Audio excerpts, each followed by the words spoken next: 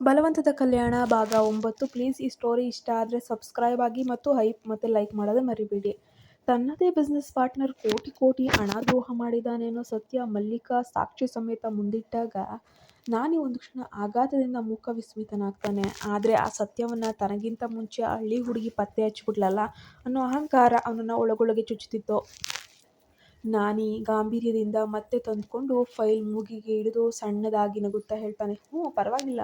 ಆದರೆ ಮಲ್ಲಿಕಾ, ನೀನು ಕಂಡುಹಿಡಿದಿರೋದು ಕೇವಲ ಒಂದು 50 ಭಾಗ ಅಷ್ಟೇ. ಪಾರ್ಟ್ನರ್ ದುಡ್ಡು ಹೊಡೆದಿರೋದು ನನಗೆ ಮೊದಲೇ ಗೊತ್ತು. ನಾನು ಜಸ್ಟ್ ನಿನಗೆ ಬುದ್ಧಿವಂತಿಕೆ ಇದೆಯಾ ಎಷ್ಟಿದೆ ಅಂತ ಟೆಸ್ಟ್ ಮಾಡೋಕ್ಕೆ ಈ ಫೈಲನ್ನು ಕೊಟ್ಟಿದ್ದೆ ಅಷ್ಟೇ ಅನ್ಕೋ. ಬಿಲ್ಡಪ್ ಕೊಡ್ತಾನೆ. ಮಲ್ಲಿಕಾ ತನ್ನ ಕೈಗಳನ್ನು ಕಟ್ಟಿ ತೊಟಿಯ ಮೇಲೆ ತುಂಟ ನಗು ಬೀರುತ್ತಾ ನಾನಿಯ ಕಣ್ಣುಗಳನ್ನೇ ನೋಡಿ ಹೇಳ್ತಾಳೆ, ಓಹೋ ಹೌದಾ ಸರ್, ನಿನಗೆ ಮೊದಲೇ ಗೊತ್ತಿತ್ತಾ? ಹಾಗಾದರೆ ಆ ಪಾರ್ಟ್ನರ್ ನಿನ್ನ ಕಣ್ಣೆದುರು ಕಳೆದ ತಿಂಗಳು ಮತ್ತೊಂದು ನಕಲಿ ಬಿಲ್ ಪಾಸ್ ಮಾಡಿಸ್ಕೊಂಡು ಹೋಗ್ತಾ ಇರುವಾಗ ನಿಮ್ಮ ಮಹಾ ಬುದ್ಧಿವಂತಿಕೆ ಚತುರತೆಯಲ್ಲಿ ನಿದ್ರೆ ಮಾಡ್ತಾ ಇತ್ತಾ sir? Just ಒಪ್ಕೊಳ್ಳಿ,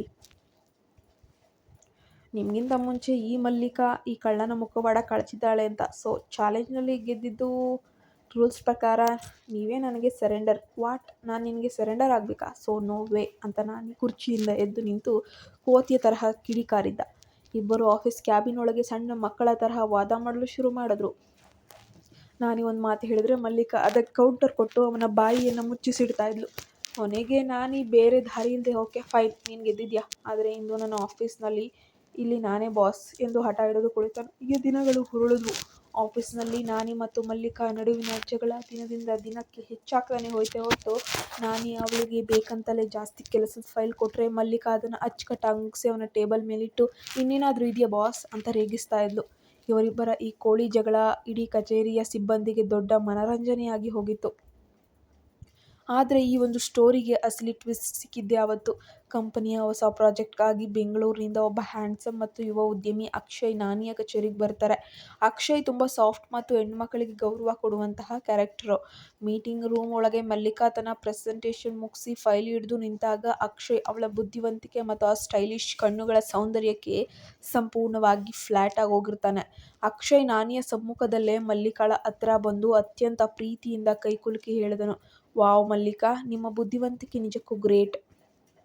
I am impressed. ಇಷ್ಟು ಬ್ಯೂಟಿಫುಲ್ ಆಗಿರೋ ಫೈನಾನ್ಸ್ ಮ್ಯಾನೇಜರ್ನ ನಾನು ನನ್ನ ಲೈಫಲ್ಲೇ ನೋಡಿಲ್ಲ ಅಂತ ಹೇಳಿಬಿಟ್ಟು ಹೊಗಳೋಕೆ ಶುರು ಮಾಡ್ತಾನೆ. ಅಷ್ಟೇ, ಪಕ್ಕದಲ್ಲೇ ಕುಳಿತಿದ್ದ ನಾನಿಯ ಮುಖ ಒಂದು ಕ್ಷಣ ಕಪ್ಪಗಾಗೋಯ್ತು. ಅಕ್ಷಯ್ ಮಲ್ಲಿಕಾಳ ಕೈ ಹಿಡಿದಿದ್ದನ್ನು ನೋಡಿದ ತಕ್ಷಣ ನಾನಿಗೆ ಒಳಗೊಳಗೆ ಎಲ್ಲಿಲ್ಲದ ಹುರಿ, ಹೊಟ್ಟೆ ಕಿಚ್ಚು ಶುರುವಾಗೋಯ್ತು.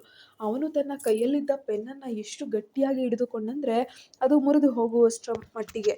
ಅವನಿಗೆ ಕೋಪ ಬಂತು. ನಾನಿ ತಕ್ಷಣವೇ ಇಬ್ಬರ ನಡುವೆ ಬಂದು ನಿಂತು ವಾರಂಟ್ ಇಲ್ಲದೆ ನುಗ್ಗುವ ಪೊಲೀಸನ ತರಹ ಅಕ್ಷಯ್ ಕೈಯನ್ನು ಮಲ್ಲಿಕಾಳ ಕೈಯಿಂದ ಬಿಡಿಸಿ ಕಠೋರವಾಗಿ ಎಳೆದಿದ್ದ. ಹಲೋ ಮಿಸ್ಟರ್ ಅಕ್ಷಯ್, ಬಿಸ್ನೆಸ್ ಮೀಟಿಂಗ್ನಲ್ಲಿ ಬಿಸ್ನೆಸ್ ಬಗ್ಗೆ ಮಾತ್ರ ಮಾತಾಡಬೇಕು. ಇಲ್ಲಿ ಪರ್ಸ್ನಲ್ ಕಾಂಪ್ಲಿಮೆಂಟ್ಸ್ ಕೊಡೋ ಅಗತ್ಯ ಇಲ್ಲ. ಆ್ಯಂಡ್ ಮಲ್ಲಿಕಾ, ನಿನಗೆ ಆಫೀಸ್ನಲ್ಲಿ ಕೆಲಸ ಇಲ್ವಾ? ಇಲ್ಲಿ ನಿಂತು ಚಾಟ್ ಮಾಡ್ತಾ ಇದೆಯಾ? ಗ್ಯಾಟ್ ಬ್ಯಾಕ್ ಯುವರ್ ವರ್ಕ್ ಅಂತ ಮಲ್ಲಿಕಾಳ ಮೇಲೆ ಹಾರಿ ಹೋದ. ಮಲ್ಲಿಕಾಗೆ ನಾನಿಯ ಮುಖ ನೋಡಿದ ತಕ್ಷಣ ಅರ್ಥ ಆಯಿತು ಇವನಿಗೆ ಸಖತ್ ಜಲಸ್ ಆಗ್ತಾ ಇದೆ ಅಂತ. ಆಕೆ ಒಳಗೊಳಗನೆ ನಗುತ್ತಾ ಅಕ್ಷಯ್ ಕಡೆ ತಿರುಗಿ ಕಣ್ಣು ಹೊಡೆಯುವಂತೆ ಮುಗುಳ್ನಕ್ಕು, ಖಂಡಿತ ಅಕ್ಷಯ್ ಸರ್, ಸಂಜೆ ಫ್ರೀ ಇದ್ದಾಗ ನಾವಿಬ್ಬರು ಕಾಫಿ ಕುಡಿಯುತ್ತಾ ಇದರ ಬಗ್ಗೆ ಮತ್ತಷ್ಟು ಮಾತಾಡ್ಬೋದು ಅಂತ ಹೇಳ್ತಾಳೆ. ಅಕ್ಷಯ್ ಹೋದ ನಂತರ ನಾನಿ ತಡೆಯಲಾರದೆ ಮಲ್ಲಿಕಾಳ ಕ್ಯಾಬಿನ್ಗೆ ನುಗ್ಗಿಬಿಡ್ತಾನೆ. ಬಾಗಿಲನ್ನು ಗಟ್ಟಿಯಾಗಿ ಹಾಕಿ ಮಲ್ಲಿಕಾಳ ಟೇಬಲ್ ಮೇಲೆ ಬಂದು ಕೈ ಇಟ್ಟು ಗದರಿಸ್ತಾನೆ. ಏನು ಮಲ್ಲಿಕಾ, ಆಫೀಸ್ಗೆ ಬಂದಿರೋ ಪ್ರತಿಯೊಬ್ಬ ಹುಡುಗನಿಗೂ ಹೀಗೆ ಲೈನ್ ಆಗ್ತೀಯಾ ನೀನು? ಆ ಅಕ್ಷಯ್ ನೋಡಿದ ತಕ್ಷಣ ಅಷ್ಟೊಂದು ನಗು ಬರಬೇಕಾ ನಿನಗೆ ಅಂತ ರೋಷದಿಂದ ಕೇಳ್ತಾನೆ.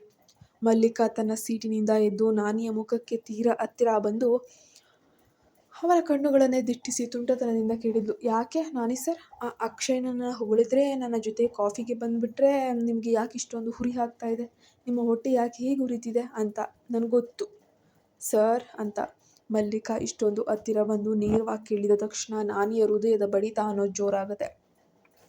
ಆಕೆಗೆ ಏನು ಉತ್ತರ ಕೊಡಬೇಕು ಹೇಳಬೇಕು ಅಂತ ತಿಳಿದೆ. ನಾನಿ ಒಂದು ಕ್ಷಣ ಕೋಪದಿಂದ ತಡಬಡಾಯಿಸಿ, ನನಗೆ ಯಾಕೆ ಉರಿ ಆಗುತ್ತೆ, ನನಗೇನು ಹೊಟ್ಟೆ ಉರಿ ಇಲ್ಲ. ಮಲ್ಲಿಕಾ ತನ್ನ ಮುಖಕ್ಕೆ ತೀರಾ ಹತ್ತಿರ ಬಂದು ಕೇಳಿದಾಗ ಎದೆ ಬಡಿತ ಜಾಸ್ತಿ ಆಯಿತು. ಆಕೆ ಕಣ್ಣುಗಳಲ್ಲಿದ್ದ ಕಾಂತಿಗೆ ಒಂದು ಕ್ಷಣ ಕಠೋರ ಉದ್ಯಮಿ ಸಂಪೂರ್ಣವಾಗಿ ಕಳೆದು ಹೋಗ್ತಾನೆ.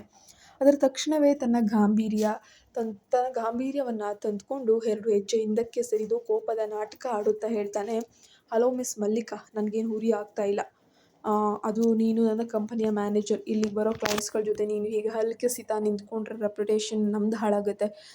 ಇನ್ನುಳಿದಂತೆ ನೀನು ಯಾರ ಜೊತೆಗಾದರೂ ಕಾಫಿಗೆ ಹೋಗು, ಚಹಾಕ್ಕೆ ಹೋಗು, ಐ ಡೋಂಟ್ ಕೇರ್ ಅಂತ ಹೇಳಿ ಗಟ್ಟಿಯಾಗಿ ಸಾರಿ ಅಲ್ಲಿ ನಿಲ್ಲಲಾಗದೆ ತನ್ನ ಕ್ಯಾಬಿನ್ಗೆ ವೇಗವಾಗಿ ಹೆಜ್ಜೆ ಹಾಕ್ತಾನೆ. ಮಲ್ಲಿಕಾ ತನ್ನ ಸೀಟ್ನಲ್ಲಿ ಕುಳಿತು ನಾನಿ ಹೋಗ್ತಿದ್ದ ಹಾದಿಯನ್ನೇ ನೋಡುತ್ತಾ ಜೋರಾಗಿ ನಗ್ತಾ ಇದ್ದಾಳೆ. ಹೌದು ಬಾಸ್, ನಿಮ್ಗೇನು ಕೇರಿಲ್ವಾ? ಹಾಗಾದರೆ ಸಂಜೆ ನಾನು ಅಕ್ಷಯ್ ಜೊತೆ ಹೋಗುವಾಗ ನಿಮ್ಮ ಮುಖ ಹೇಗಿರುತ್ತೆ ಅಂತ ನಾನು ನೋಡ್ತೀನಿ ಅಂತ ಹೇಳಿ ಮನಸ್ಸಿನಲ್ಲೇ ಅಂದುಕೊಂಡ್ಳು. ಸಂಜೆ 6 ಗಂಟೆ ಆಗ್ತಾ ಇರೋ ಹಾಗೆ ಅಕ್ಷಯ್ ತನ್ನ ಐಷಾರಾಮಿ ಹಾಡಿ ಕಾರ್ನಲ್ಲಿ ಕಚೇರಿಯ ಮುಂಭಾಗಕ್ಕೆ ಬಂದು ನಿಲ್ತಾನೆ. ಮಲ್ಲಿಕಾ ತನಗಾಗಿ ಕಾಯ್ತಿದ್ದಂತಹ ಅಕ್ಷಯ್ನನ್ನ ನೋಡಿ ಮುಗುಳ್ನಗುತ್ತಾ ಕಾರಿನ ಮುಂಭಾಗದ ಸೀಟ್ನಲ್ಲಿ ಕುಳಿತುಕೊಂಡ್ಳು. ಇಬ್ಬರೂ ಕೂಡ ಸಿಕಂದರಾಬಾದ್ನ ಒಂದು ಪ್ರಸಿದ್ಧ ಕೆಫೆಯ ಕಡೆಗೆ ಹೊರಟರು. ಇತ್ತ ಆಫೀಸ್ನ ಗಾಜಿನ ಕಿಟಕಿಯಿಂದ ಇದನ್ನು ಕಂಡ ನಾನಿಗೆ ಒಳಗೊಳಗೆ ಬೆಂಕಿ ಹೊತ್ಕೊಂಡಂಗಾಯಿತು. ತಾನು ಬೇಡ ಅಂದ್ರೂ ಕೂಡ ಆಕೆ ಅಕ್ಷಯ್ ಜೊತೆ ಹೋಗಿದ್ದಾಳಲ್ವಾ ಅನ್ನುವಂತಹ ರೋಷ, ಕೋಪ ಅವನನ್ನು ಕಾಡ್ತು. ನಾನಿ ತಡ ಮಾಡದೆ ತನ್ನ ಕಾರಿನ ಕೀ ಎತ್ಕೊಂಡು ತನ್ನದೇ ರಾಲ್ಸ್ ರಾಯ್ನ ಕಾರ್ನಲ್ಲಿ ಅವರಿಬ್ಬರನ್ನ ರಹಸ್ಯವಾಗಿ ಫಾಲೋ ಮಾಡೋಕ್ಕೆ ಶುರು ಮಾಡ್ತಾನೆ. ಇಡೀ ಹೈದರಾಬಾದನ್ನು ಆಳುವಂತಹ ಕೋಟ್ಯಾಧಿಪತಿ ಇವತ್ತು ಒಬ್ಬ CID ಆಫೀಸರ್ ತರಹ ಮಲ್ಲಿಕಾಳನ್ನು ಹಿಂಬಾಲಿಸ್ತಿರೋದನ್ನು ನಿಜಕ್ಕೂ ಒಂದು ಕಾಮಿಡಿ ಥರ ಇತ್ತು. ಕಾಫಿ ಶಾಪ್ನಲ್ಲಿ ಅಕ್ಷಯ್ ಮತ್ತು ಮಲ್ಲಿಕಾ ಮುಖಾಮುಖಿಯಾಗಿ ಕುಳಿತು ಮಾತಾಡ್ತಾ ಇದ್ರು. ಅಕ್ಷಯ್ ಮಲ್ಲಿಕಾಳ ಪ್ರತಿಯೊಂದು ಮಾತನ್ನು ಕೂಡ ತುಂಬ ಆಸಕ್ತಿಯಿಂದ ಕೇಳ್ತಾ ಅವಳಿಗೆ ಇಷ್ಟವಾದ ಚಾಕ್ಲೇಟ್ ಪೇಸ್ಟ್ರಿಯನ್ನು ಆರ್ಡರ್ ಮಾಡಿಕೊಡ್ತಾನೆ. ಇದೇ ಸಮಯದಲ್ಲಿ ತಲೆಗೆ ಒಂದು ಕಪ್ಪು ಕ್ಯಾಪನ್ನು ಧರಿಸಿ ಮುಖಕ್ಕೆ ದೊಡ್ಡ ಗ್ಲಾಸಸ್ಸನ್ನು ಹಾಕ್ಕೊಂಡು ಅವರಿಬ್ಬರಿಗೂ ಪಕ್ಕದ ಟೇಬಲ್ನಲ್ಲಿ ಬಂದು ಕುಳಿತಿದ್ದ ನಮ್ಮ ನಾಯಕ ನಾನಿ ಅವನು ಮೆನು ಕಾರ್ಡ್ನಿಂದ ತನ್ನ ಮುಖವನ್ನು ಮುಚ್ಕೊಂಡು ಅವರಿಬ್ಬರು ಏನು ಮಾತಾಡ್ತಿದ್ದಾರೆ ಅಂತ ಕಿವಿಯಲ್ಲಿ ಜಿಂಕೆ ತರಹ ಚುರುಕುಗೊಳಿಸ್ಕೊಂಡು ಕೇಳಿಸ್ಕೊತಾ ಇದ್ದಾನೆ. ಅಕ್ಷಯ್ ಅತ್ಯಂತ ಪ್ರೀತಿಯಿಂದ ಹೇಳ್ತಿದ್ದಾನೆ, ಮಲ್ಲಿಕಾ, ನಿಮ್ಮ ಜೊತೆ ಕಳೆಯುವ ಪ್ರತಿ ಕ್ಷಣವೂ ಕೂಡ ನನಗೆ ತುಂಬ ಸ್ಪೆಷಲ್ ಅಂತ ಅನ್ನಿಸ್ತಾ ಇದೆ. ಹಾಗೆ ನಿಮ್ಮ ಕಣ್ಣುಗಳಲ್ಲಿ ಏನೋ ಒಂದು ರೀತಿಯ ಮ್ಯಾಜಿಕ್ ಕೂಡ ಇದೆ ಅಂತ ಹೇಳ್ತಾನೆ. ಹಾಗೆ ಮಲ್ಲಿಕಾಳ ಕೈಯನ್ನು ಹಿಡಿಯೋಕ್ಕೆ ಶುರು ಮಾಡಿಬಿಟ್ಟ. ಅದನ್ನು ನೋಡಿದ ನನಗೆ ತಡೆಯಲು ಸಾಧ್ಯವೇ ಆಗಲಿಲ್ಲ. ಕೈಯಲ್ಲಿದ್ದ ಕಾಫಿ ಕಪ್ಪನ್ನು ಟೇಬಲ್ ಮೇಲೆ ಎಷ್ಟು ಜೋರಾಗಿಟ್ಟನಂದರೆ ಆ ಶಬ್ದಕ್ಕೆ ಇಡೀ ಕಾಫಿ ಶಾಪ್ನವರು ಇವನ ಕಡೆ ನೋಡಿದ್ರು. ನಾನೇ ತಕ್ಷಣವೇ ಎದ್ದು ಬಂದು ಅವರಿಬ್ಬರ ಟೇಬಲ್ ಮುಂದೆ ನಿಂತು ತನ್ನ ಕ್ಯಾಪ್ ಮತ್ತು ಗ್ಲಾಸನ್ನು ರೋಷದಿಂದ ಕಿತ್ತಿಸ್ತು. ನಾನಿಯನ್ನು ಅಲ್ಲಿ ನೋಡಿದ ಅಕ್ಷಯ್ ಆಶ್ಚರ್ಯದಿಂದ ಎದ್ದು ನಿಂತ. ಬಾಸ್, ನೀವಾ ಇಲ್ಲಿ ಈ ವೇಷದಲ್ಲಿ ಏನು ಮಾಡ್ತಾ ಇದ್ದೀರಾ?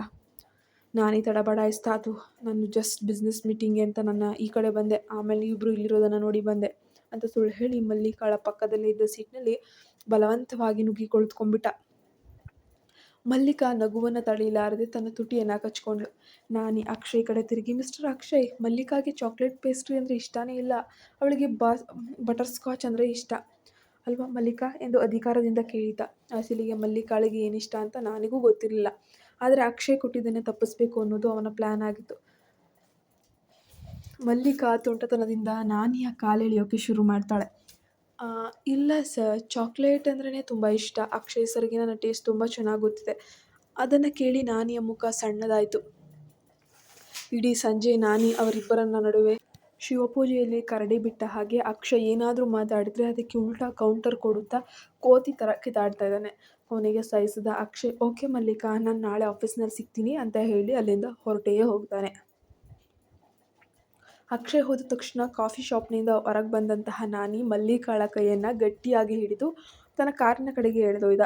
ಮಲ್ಲಿಕಾ ಕೈ ಬಿಡಿಸಿಕೊಳ್ಳುತ್ತಾ, ಏನು ಸರ್ ನಿಮ್ಮ ರೌಡಿಸಮ್, ನನ್ನ ಕೈ ಬಿಡಿ ಅಂತ ಗದರಿಸ್ತಾಳೆ. ನಾನಿ ಮಲ್ಲಿಕಾಳನ್ನು ತನ್ನ ಕಾರಿನ ಬ್ಯಾನೆಟ್ಗೆ ತೀರ ಹತ್ತಿರವಾಗಿ ನಿಲ್ಲಿಸಿ ಅವಳ ಕಣ್ಣುಗಳನ್ನೇ ಕೋಪ ಮತ್ತು ಅಕ್ಕಿನಿಂದ ದಿಟ್ಟಿಸಿ ಗುಡುಕ್ತಾನೆ. ಇನ್ಮೇಲೆ ನೀನು ಆ ಅಕ್ಷಯ್ ಜೊತೆ ಎಲ್ಲೂ ಹೋಗುವ ಹಾಗಿಲ್ಲ. ಅವನು ನಿನ್ನ ಕೈ ಹಿಡಿಯೋಕೆ ಬಂದರೆ ನೀನು ಸುಮ್ಮನೆ ಇರ್ತೀಯ. ನಿನಗೆ ಬುದ್ಧಿ ಇಲ್ವಾ ಮಲ್ಲಿಕಾ? ಮಲ್ಲಿಕಾ ನೇರವಾಗಿ ಅವನ ಎದೆಯ ಮೇಲೆ ಕೈ ಇಟ್ಟು ತಳ್ಳುತ್ತಾ ಮುಗುಳ್ನಗುತ್ತಾ ಕೇಳಿದ್ಲು, ನಾನು ಯಾರ ಜೊತೆ ಹೋದರೆ ನಿಮಗೇನು ಬಾಸ್? ನೀವು ನನ್ನ ಆಫೀಸಿಗೆ ಮಾತ್ರ ಬಾಸ್, ನನ್ನ ಲೈಫ್ಗಲ್ಲ. ನನಗೊಂದು ಕ್ಲಿಯರಾಗಿ ಹೇಳಿ, ಅಕ್ಷಯ್ ನಾನು ಹತ್ತಿರ ಬಂದರೆ ನಿಮ್ಗೆ ಯಾಕೆ ಇಷ್ಟೊಂದು ಹೊಟ್ಟೆ ನೋವು? ನೀವು ನನ್ನನ್ನು ಪ್ರೀತಿಸ್ತಾ ಇದ್ದೀರಾ ಅಂತ ಹೇಳಿಬಿಟ್ಟು ಬಾಂಬನ್ನೇ ಹಾಕ್ಬಿಟ್ಲು. ಮಲ್ಲಿಕಾ ಈ ಮಾತು ಕೇಳ್ತಿದ್ದಂಗೆ ಇಡೀ ಹೈದರಾಬಾದ್ ಸಾಮ್ರಾಟ ನಾನಿ ಒಂದು ಕ್ಷಣ ಉತ್ತರ ತೋಚದೆ ನಿಂತಲ್ಲೇ ಕಲ್ಲಾಗಿ ಹೋಗ್ತಾನೆ. ಅವನ ಕಣ್ಣುಗಳಲ್ಲಿ ಪ್ರೀತಿ ಮತ್ತು ನಾಚಿಕೆಯ ಭಾವನೆಗಳು ಒಟ್ಟೊಟ್ಟಿಗೆ ತೇಲಾಡಿದ್ವು. ನೀವು ನನ್ನನ್ನು ಪ್ರೀತಿಸ್ತಾ ಇದ್ದೀರಾ ಅಂತ ಮಲ್ಲಿಕಾ ನೇರವಾಗಿ ಕೇಳಿದ್ದ. ಆ ಒಂದೇ ಒಂದು ಮಾತು ನಾನಿಯ ಕಿವಿಯಲ್ಲಿ ಸಿಡಿಲು ಬಡ್ದಂಗಾಯಿತು. ಒಂದು ಕ್ಷಣ ನಾನಿಯ ಕಣ್ಣುಗಳಲ್ಲಿ ನಾಚಿಕೆ, ತಕ್ಷಣವೇ ಅವನೊಳಗಿದ್ದ ಆ ಕೋಟ್ಯಾಧಿಪತಿ ಉದ್ಯಮಿಯ ಅಹಂಕಾರ ಜಾಗೃತವಾಗುತ್ತೆ. ನಾನಿ ಗಟ್ಟಿಯಾಗಿ ನಕ್ಕು ಮಲ್ಲಿಕಾಳ ಕೈಯನ್ನು ಕೊಡವಿ ದೂರ ತಳ್ಳಿ ಕಠೋರವಾಗಿ ಹೇಳ್ತಾನೆ, ವಾಟ್ ಪ್ರೀತಿ? ನಿನ್ನನ್ನು? ಮಿಸ್ ಮಲ್ಲಿಕಾ, ನೀನು ಆ ಹಳ್ಳಿಯ ಕನಸಿನ ಲೋಕದಿಂದ ಮೊದ್ದು ಹೊರಗೆ ಬಾ. ಹೈದರಾಬಾದ್ನ ನಂಬರ್ 1 ಬಿಸ್ನೆಸ್ ಮ್ಯಾಗ್ನೆಟ್ ನಾನಿ ಎಲ್ಲೋ ಹಳ್ಳಿಯಿಂದ ಹೊರಬಂದ ಹಾಸ್ಟೆಲ್ನಲ್ಲಿರೋ ನಿನ್ನ ಥರದ ಬಿಕಾರಿ ಹುಡುಗಿನ ಪ್ರೀತಿಸ್ತಾನ? ನೀನೇ ತಾನೇ? ಮದುವೆ ಮಂಟಪದಲ್ಲಿ ನಿನ್ನ ಚಾರಿತ್ರದ ಅರಾಜಿನ ಕತೆ ಇಡೀ ಊರಿಗೆ ಗೊತ್ತಾಗಿದೆ. ಇನ್ನು ನಾನು ನಿನ್ನ ಪ್ರೀತಿಸೋದು ಒಂದು ಬಾಕಿ ಇತ್ತಾ? Just stop it. ಕಂಪನಿಯ ರೂಲ್ಸ್ ಪ್ರಕಾರ ಕ್ಲೈಂಟ್ ಜೊತೆ ಅಫೇರ್ ಇಟ್ಕೊಳ್ಬಾರ್ದು ಅನ್ನೋ ಕಾರಣಕ್ಕೆ ನಾನು ಬಂದೆ ವಿನಃ ನಿನ್ನ ಮೇಲೆ ಪ್ರೀತಿಯಿಂದಲ್ಲ ಅಂತ ತನ್ನ ಅಹಂಕಾರವನ್ನು ಇಡೀ ವಿಷಯವನ್ನು ಕಾರ್ತಾನೆ. ನಾನಿ ತನ್ನ ಚಾರಿತ್ರ್ಯದ ಬಗ್ಗೆ ಮಾತಾಡಿದ್ದನ್ನು ಕೇಳಿ ಮಲ್ಲಿಕಾಳ ಕಣ್ಣುಗಳು ಒಂದು ಕ್ಷಣ ಕೆಂಪಗಾದವು. ಅವಳ ಹೃದಯಕ್ಕೆ ಆ ಮಾತು ಬಲವಾಗಿ ಚುಚ್ಚಿತು. ಆದರೆ ಆಕೆ ಕಣ್ಣೀರನ್ನು ಹಾಕಲಿಲ್ಲ. ತನ್ನ ಕೆನ್ನೆಯ ಮೇಲೆ ಬೀಳಲಿದ್ದ ಕಣ್ಣೀರ ಹನಿಯನ್ನು ಅಲ್ಲೇ ತಡೆದು ನಾನಿಯ ಮುಖಕ್ಕೆ ಉಗಿಯುವಂತೆ ಕಟುವಾಗಿ ನುಡಿದ್ಲು. Thank you sir. ನನ್ನ ಯೋಗ್ಯತೆ ಏನು, ನಿಮ್ಮ ಯೋಗ್ಯತೆ ಏನು ಅಂತ ಇವತ್ತು ನನಗೆ ತುಂಬ ಕ್ಲಿಯರಾಗಿ ಅರ್ಥ ಆಯಿತು. ನಿಮ್ಮ ಕಣ್ಣಿಗೆ ನನ್ನ ಚಾರಿತ್ರ್ಯ ಕಳಂಕಿತವಾಗಿ ಕಾಣ್ಬೋದು. ಆದರೆ ನೆನ್ಪಿಟ್ಕೊಳ್ಳಿ, ಬೆಂಕಿಯಲ್ಲಿ ಬೆಂದ ಚಿನ್ನಕ್ಕೆ ಯಾರ ಸರ್ಟಿಫಿಕೇಟು ಬೇಕಾಗಿಲ್ಲ. ನಾಳೆಯಿಂದ ಆಫೀಸ್ನಲ್ಲಿ ನಾನು ಕೇವಲ ನಿಮ್ಮ ಎಂಪ್ಲಾಯ್, ನೀವು ಕೇವಲ ಬಾಸ್. ನನ್ನ ಪರ್ಸ್ನಲ್ ಲೈಫಲ್ಲಿ ನೀವು ತಲೆ ಹಾಕಿದ್ರೆ ಆಮೇಲೆ ಈ ಮಲ್ಲಿಕಾಳ ಅಸಲಿ ರೌದ್ರ ಅವತಾರ ನೋಡಬೇಕಾಗುತ್ತೆ ಎಂದು ಸಾರಿದ ಮಲ್ಲಿಕಾ ನಾನಿಯ ಕಾರನ್ನು ಹತ್ತದೆ ಅಲ್ಲಿಂದಲೇ ಆಟೋ ಹಿಡಿದು ರೋಷದಿಂದ ಹೊರಟೆ ಹೋಗ್ತಾಳೆ. ಮಲ್ಲಿಕಾ ಹೋದ ನಂತರ ನಾನಿಗೆ ತಾನು ಹಾಡಿದ ಮಾತುಗಳು ಅತಿಯಾಯ್ತೇನೋ ಅಂತ ಅಂದ್ಬಿಟ್ಟು ಒಳಗೊಳಗೆ ಪಶ್ಚಾತ್ತಾಪ ಅನ್ನೋದು ಶುರುವಾಗುತ್ತೆ. ಆದರೆ ಅಹಂಕಾರದ ಮಾತುಗಳು ಈಗಾಗಲೇ ಬಾಣದಂತೆ ಹೊರಟು ಹೋಗಿದ್ವು. ಈತ ಕತೆಗೆ ಅತಿ ದೊಡ್ಡ ಕ್ರೂರ ತಿರುವು ಸಿಕ್ಕಿದ್ದೆ ಹೈದರಾಬಾದ್ನ ಕತ್ತಲೆಯ ಕೋಣೆಯೊಂದರಲ್ಲಿ.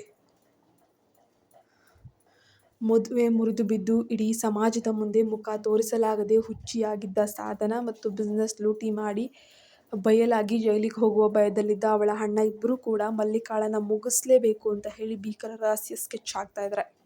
ಸಾಧನ ರೋಷದಿಂದ ಕೈಯಲ್ಲಿದ್ದ ಗ್ಲಾಸನ್ನು ನೆಲಕ್ಕೆ ಹೊಡೆದು ಕಿರಿಚಾಡಿದ್ಲು. ಅಣ್ಣ ಆ ಮಲ್ಲಿಕಾ ನನ್ನ ಮದುವೆ ಮಂಟಪದಲ್ಲೇ ನನ್ನ ಬದುಕನ್ನು ನರಕ ಮಾಡಿದ್ಲು.